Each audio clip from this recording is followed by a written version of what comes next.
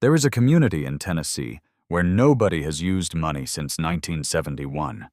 No currency, no barter, no credit cards, no paychecks, no rent, no mortgage. 1,800 people living on 1,750 acres in southern Tennessee, sharing everything: food, labor, housing, health care, child care, without a single dollar changing hands between them. They are not a cult. They have no charismatic leader demanding obedience. They are not Amish. They drive cars, use computers, run businesses. They are not off the grid. They pay federal taxes, state taxes, county taxes. They are fully visible to the United States government. And the IRS has tried to shut them down 4 times. 4 times the federal government looked at a community of American citizens who grow their own food, build their own homes, deliver their own babies, and take care of their own elderly, and decided that something about the way they live needed to be corrected. I found them because I was researching the history of alternative economies in America, trying to understand what happened to the guild systems, the barter networks, the community credit arrangements that existed before the banking system consolidated in the 1860s. I assumed those systems were dead, artifacts of a pre-industrial world that couldn't survive modernity. I was wrong. They are not dead. They are surrounded. The farm was founded in 1971 by Stephen Gaskin, a former English professor at San Francisco State University, and approximately 320 people who followed him from San Francisco to rural Lewis County, Tennessee, in a caravan of repainted school buses. The origin story sounds like a cliché. Hippies on buses heading south to start a commune. Every assumption you just made is the one the story wants you to make, because the assumption makes it easy to dismiss. And dismissal is the one thing that has kept the farm invisible for 50 years. Here is what actually happened. They arrived in Tennessee with almost nothing. They purchased 1,750 acres of raw, undeveloped land, forests and fields that no one wanted, using pooled funds from selling everything they owned in San Francisco. And then they built a functioning society from scratch. Not a campground, not a weekend retreat. A society. With infrastructure. With governance.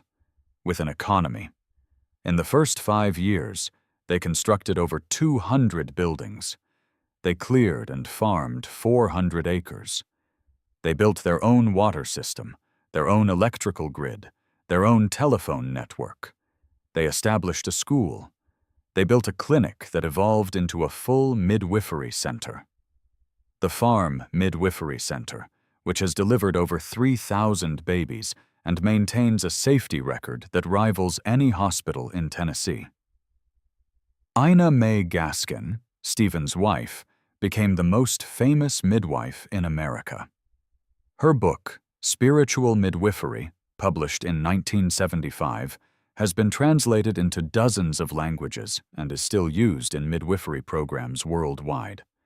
The techniques she developed at the farm influenced the natural birth movement globally. This was not a group of amateurs pretending to live off the land. This was a community that produced genuine world-class expertise in multiple fields: agriculture, construction, midwifery, publishing, solar technology, while operating entirely without internal currency. How did it work? Every member contributed labor according to their ability. Every member received food, housing, health care, and education according to their need. If the community needed a building, the builders built it. If someone was sick, the clinic treated them. If a child needed teaching, the school taught them. No bill was generated. No invoice was sent. No debt was recorded. The internal economy had no money because it needed no money. Money is a medium of exchange between strangers. Within a community of 1,800 people who know each other by name, the medium of exchange is trust. You contribute because you can see the results of your contribution. You receive because the community can see that you contribute. The feedback loop is direct, visible, and personal. This is not utopian abstraction. This is how the farm operated, documented, and verifiable for over 50 years. You can drive there today. You can visit. You can see the buildings they built, the fields they farm, the solar panels they manufacture through a company called SE International. They are real, and they function. And that fact has made them a target. The farm's first confrontation with the IRS came in the late 1970s.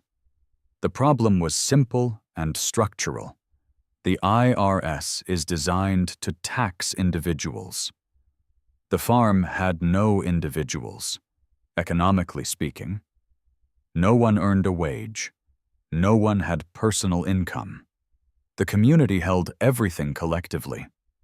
So what, exactly, was the IRS supposed to tax? The community was incorporated as a non-profit religious organization. The Farm Church, later the Foundation. But the IRS challenged that classification. The argument was that a community of 1,800 people sharing resources was not a church. It was an economic entity that was avoiding taxation by disguising itself as a religion. The farm's response was precise. They were not avoiding taxes. They were willing to pay taxes. They simply did not generate the kind of economic activity that the tax code was designed to capture. No one had income. No one had property. No one had capital gains.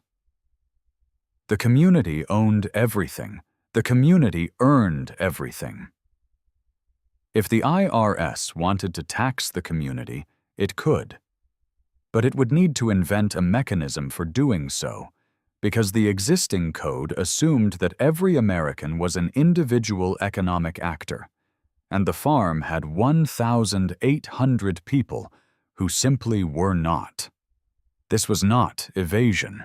It was incompatibility. The tax system could not process them because they did not fit any category the system recognized. The confrontation dragged through years. The IRS audited them repeatedly. Legal challenges accumulated. In 1983, the financial pressure, combined with internal growing pains and the practical difficulty of feeding 1,800 people through a period of agricultural difficulty, forced the farm to restructure. The pure communist economy was modified. Members began paying monthly dues. Some individual economic activity was permitted. The community survived, but it was forced to make itself partially legible to a system that could not comprehend its original form. This is the detail I keep returning to. The farm did not fail. It was forced to translate itself into terms the federal government could process. It had to become partially individual so that the IRS could partially tax it. The community's internal economy, the sharing, the trust, the direct exchange of labor for sustenance, continued. But a layer of conventional economics was added on top, not because the community needed it, but because the government required it. The system did not defeat the farm. It colonized it. It forced a working alternative to adopt the language and structure of the very system it had proven unnecessary. And the farm, is not alone. The Amish have been fighting the same battle for longer, with different tools and different results. There are approximately 390,000 Amish people in the United States today, living in 32 states. Their economy operates on principles that predate the American banking system by centuries. Mutual aid, community labor, interest-free lending between members, healthcare funded by direct community contribution. When an Amish family faces a medical bill they cannot cover, they stand up in their weekly church meeting and tell everyone. The community contributes. No one leaves until the bill is covered. This is not charity. It is the system. It functions identically to insurance, risk pooled across a community, but without a corporation extracting profit from the middle. An Amish barn raising can construct a complete functional building in a single day, 50, 60, 80 men arriving at dawn, working in coordinated teams, raising a structure that would take a conventional contractor weeks. No general contractor.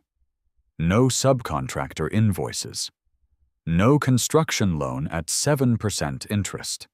Just community labor, organized by tradition, and a barn that will stand for a century. But in 1955, the federal government informed the Amish that they were required to pay Social Security taxes. The Amish refused. Not on political grounds, on religious grounds. Their faith prohibits them from purchasing commercial insurance, and they viewed Social Security as exactly that, a government-run insurance program that would replace the community mutual aid system that had functioned without failure for generations. The conflict escalated for a decade. IRS agents seized Amish property. In one documented case, in 1961, agents seized horses from an Amish farmer named Valentine Byler in New Wilmington, Pennsylvania, to cover unpaid Social Security taxes. The image of federal agents leading horses away from a pacifist farmer's field generated national outrage.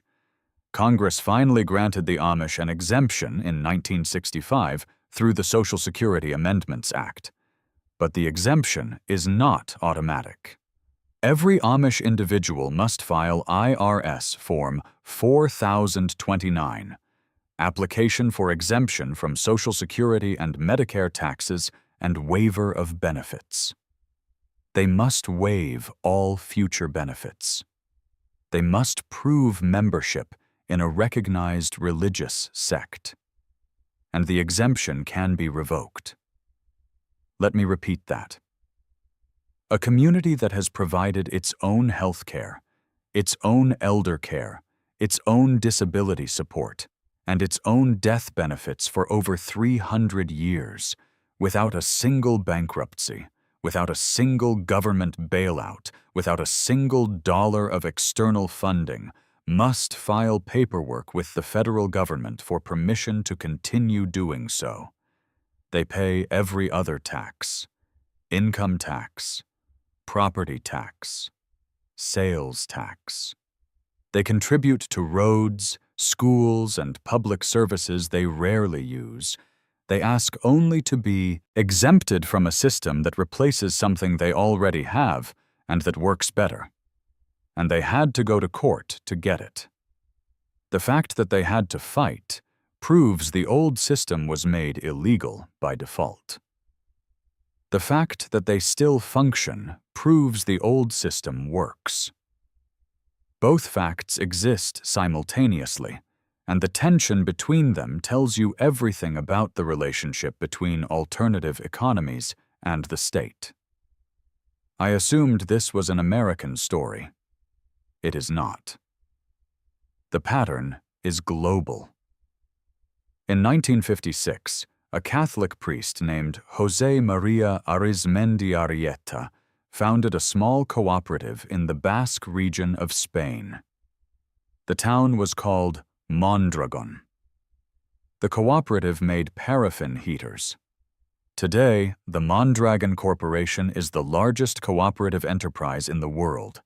Over 80,000 worker owners, annual revenue exceeding 12 billion euros, the 10th largest business group in Spain, operating in dozens of countries with its own university, its own bank, its own research centers, and its own social security system.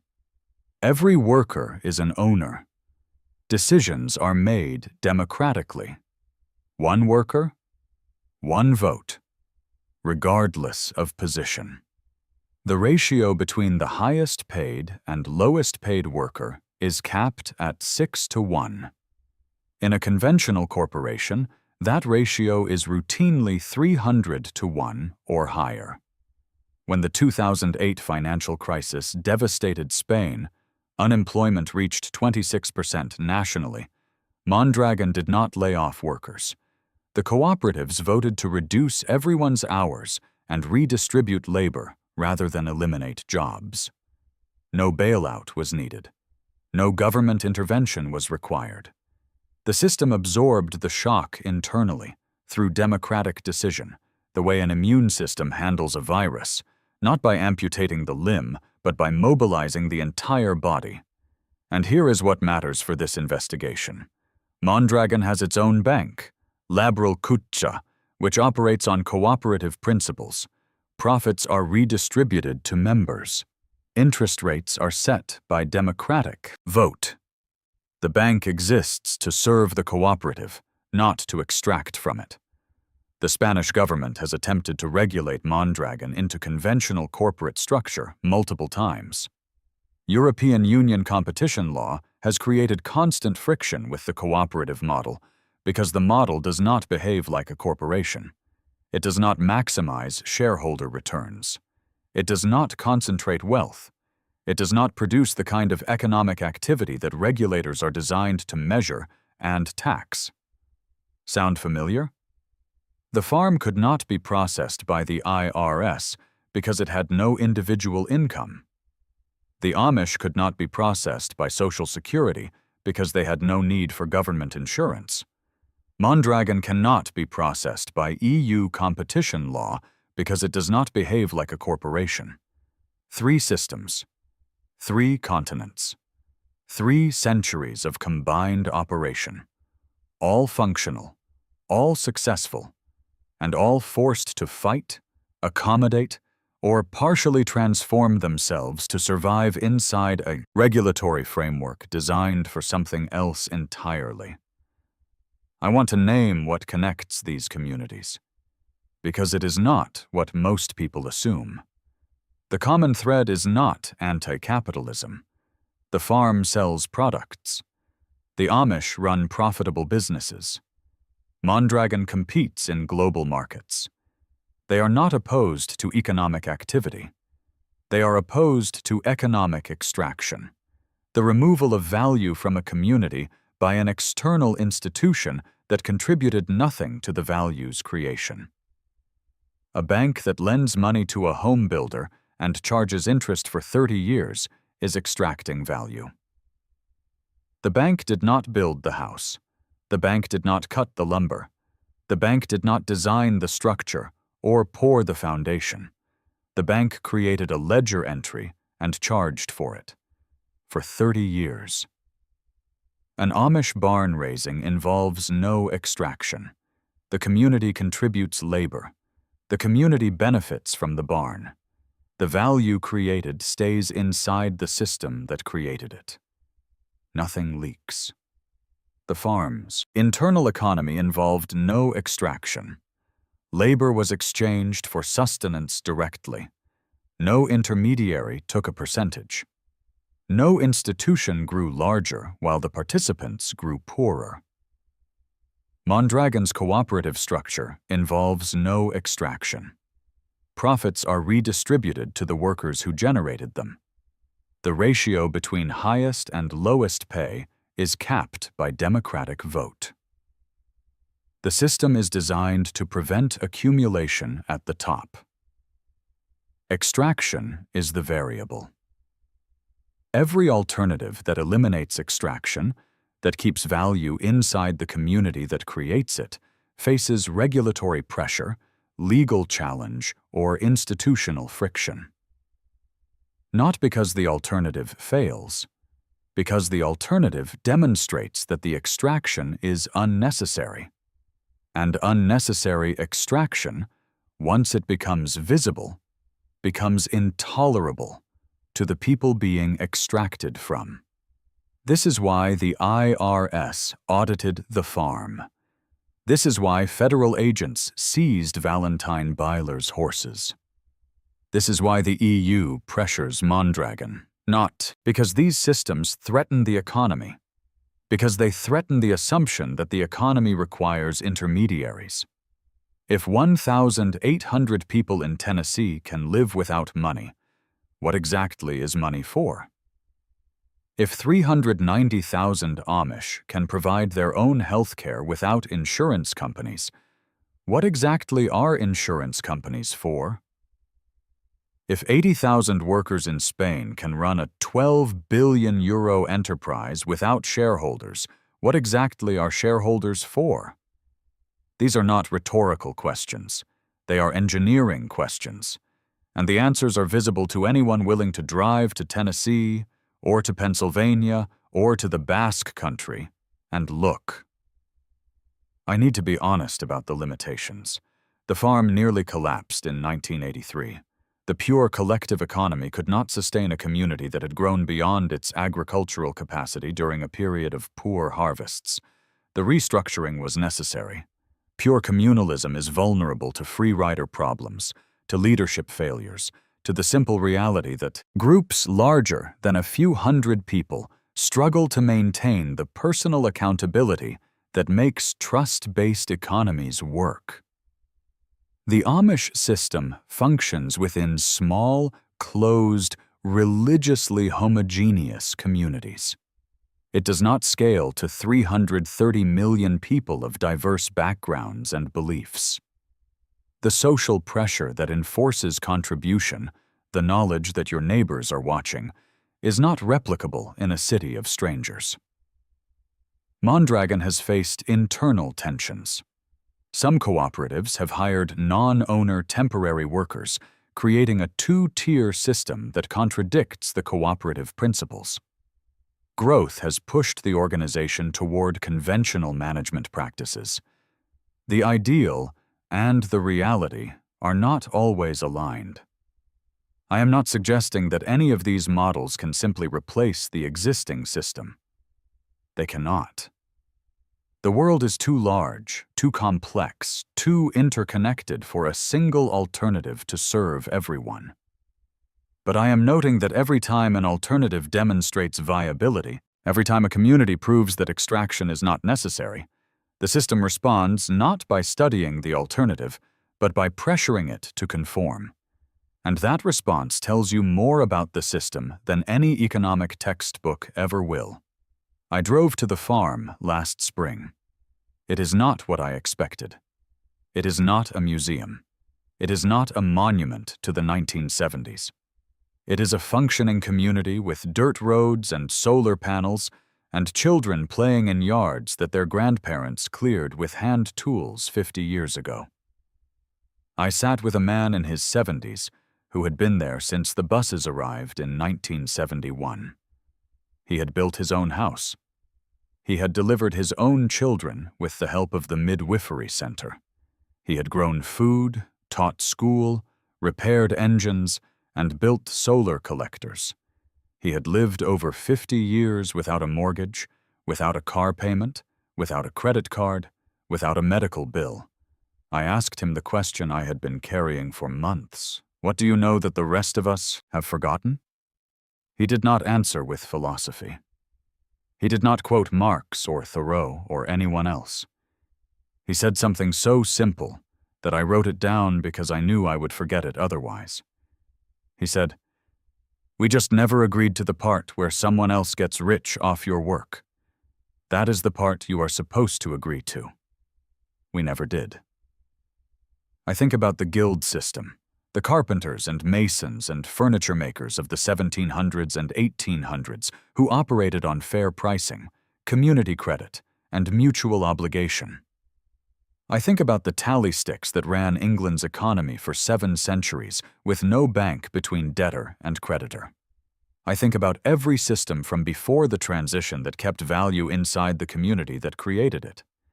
And then I look at the farm, which is doing the same thing right now, in 2026 in Tennessee, with solar panels and Wi-Fi and a midwifery center that has a better safety record than most hospitals.